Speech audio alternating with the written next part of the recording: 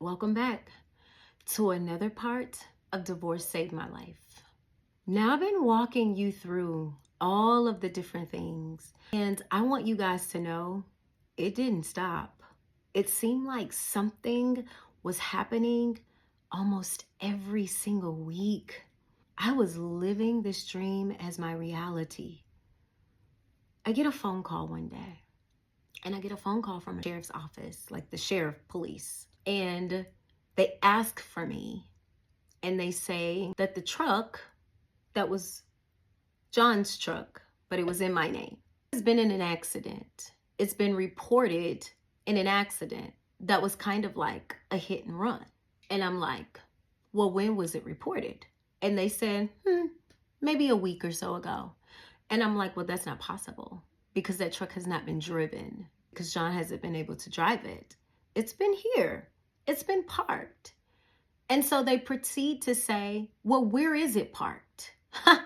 Okay, call me naive, okay? Because maybe I am just a little bit naive, but I wasn't playing into it. I tell them where the truck is parked because we've moved.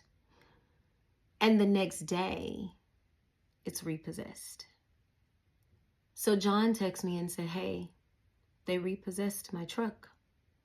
And I said, well, why would they do that? Maybe a couple of weeks before, maybe before John was released from rehab, John's mom went to my son and said, do you know where John pays his car payment?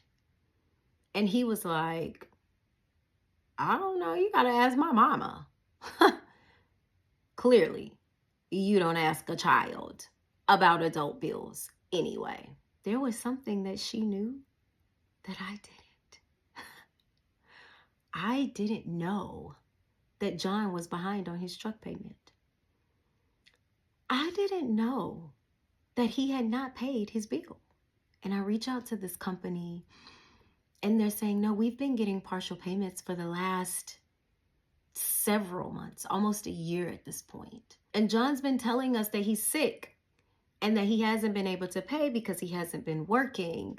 And we've been as patient and as gracious as we can be, but it's been going on for too long at this point. So we needed to do what we needed to do. And so they proceed to tell me exactly what it would cost to get this truck back.